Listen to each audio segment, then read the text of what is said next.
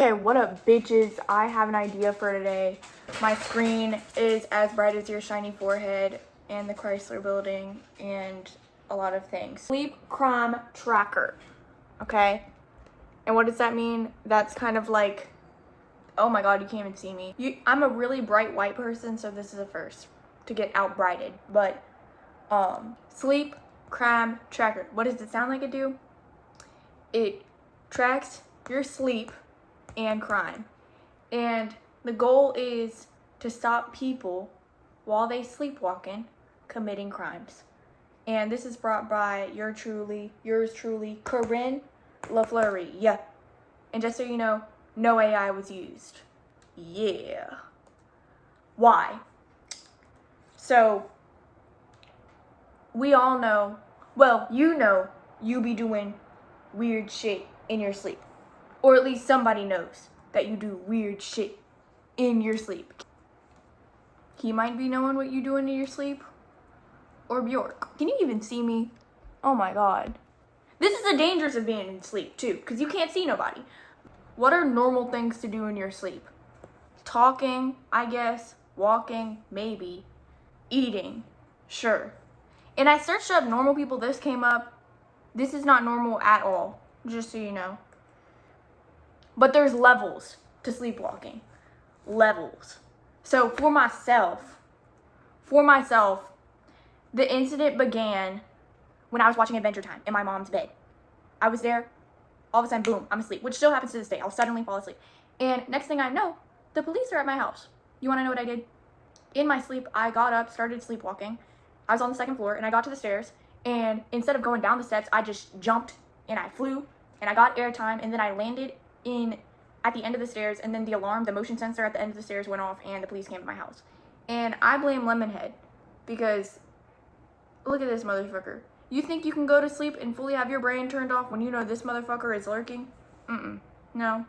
Also, if you didn't know, Adventure Time has comics. I think that they're pretty cool. If you look inside here, you can see some other covers of like omnibuses, and that's pretty cool. Next, incident number 2. My little sister, she was asleep one day at our grandparents' house, and she started screaming bloody murder. And she started fighting, defending herself even from bloody murder. And you want to know what was happening? In her dream, she was a dinosaur chicken nugget, and I was eating her. So she was screaming my name and coming to attack me because she thought that I was eating her like a dinosaur nugget. And so a sleep tracker would have put that on pause. You know what I mean?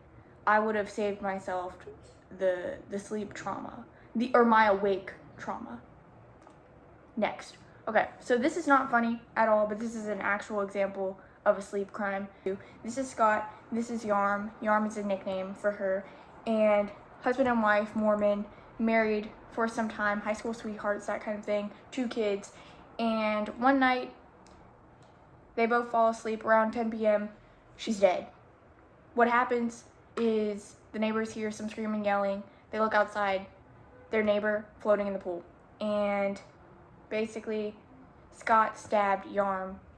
I believe it was 44 times, or I may be mistaking it with another case that I read, because there's really only like 10 I could find online about sleep murders, but I was looking for crimes. I didn't want to bring up something that was really heavy, but unfortunately, like, this is what, like, you can't find funny stuff, which I wish would be the case. I also wish this wasn't happening, but apparently Scott stabbed Yarm 44 times and then drowned her in the pool. Their kids were unharmed. But yeah, that's just an example where, like, sleep crimes actually do happen. This is the source that I got this from. ABC News reported on this about 5 years ago. But on a lighter note, what would our sleep crime app do?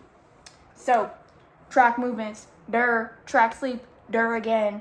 And kind of like that ZocDoc shit, it get you connected to different ologists, like neuro, y'all know that one, pulmonologist, and psych. And additionally, probably need a reading specialist. And then also send out the police, if need be. But in addition to sending police, they'll send police that are specific to your account. So these police will come dressed up like the characters that you have in your dreams, so that you're not totally, like, tweaked out. You know what I mean? I be having this Justin Bieber in my dreams. I be having the Tooth Fairy rock, And this is not the kid in particular, but I'm not going to drop a photo of a second grader. Or he's not in second grade now. I think he actually was supposed to be in like 5th grade or something. But I went to this Catholic school where they would knock you back a grade if you were bad. And he was like really bad. Like I remember by the end of the year he was in kindergarten. But there was this kid, he had moles all over his face. And I would have dreams that these moles were not necessarily moles anymore, but more like whenever you make a pizza and the bread bubbles and it bursts and it's like giant.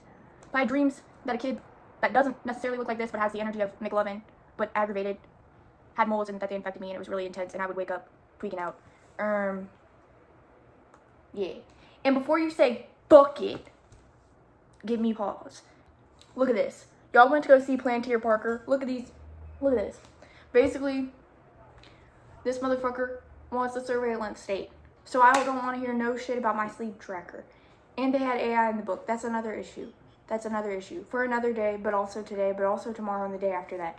This is a reading from a, what is it called? Substack. Okay. Quote, after a villain breaks out of prison, Peter has a conversation with D. Wolf, a detective in the bodega, where he mentions he has every camera in the city on the lookout for Scorpion. Day Wolf then acknowledges the actions and ethical standing and opts to protect Spider-Man and pretend she didn't hear the comment. This is a gag. This gag is not just a one-off comment. Throughout the movie, an app developed by a resident of New York, the Spider Tracker, is used often, revealing the location of Spider-Man. At one point, the Punisher uses the app to follow Spider-Man to the epicenter of the action during Jane's kilometer-long freeze of the city. The ethicality of the surveillance state in this day and age is a topic that is being discussed all over the country right now. Hence, Plantier Parker. So, I really don't want to hear no shit. If you went to go see the Spider-Man movie, which I did, and I probably will see again, don't be coming for my sleep tracker app. This was the person who created this Substack. And while we're at it, go to my Substack. Please. Please. I'm desperate. What's next? Oh, and also, y'all be using Flow. Y'all be using the Apple Health. I'm sorry, women. I'm sorry, women and uterus havers. It's hard for us out here. But, like, those terms and conditions be taking everything for you. You think you're just giving them your blood? No, bro, you're giving them your crib too. Like, you're giving them a lot of things in those little terms of agreement. Same with the app, with the health app by Apple. So, I'm not getting no heat. I think that might be it. If you want to support my little sleep tracker thing, follow below. If you like Plantier Parker, follow below. If you like Spider-Man, follow below. If you've ever peed in your sleep, follow below. Rita, come here. Come here. Come here, Rita. Rita Lee Productions.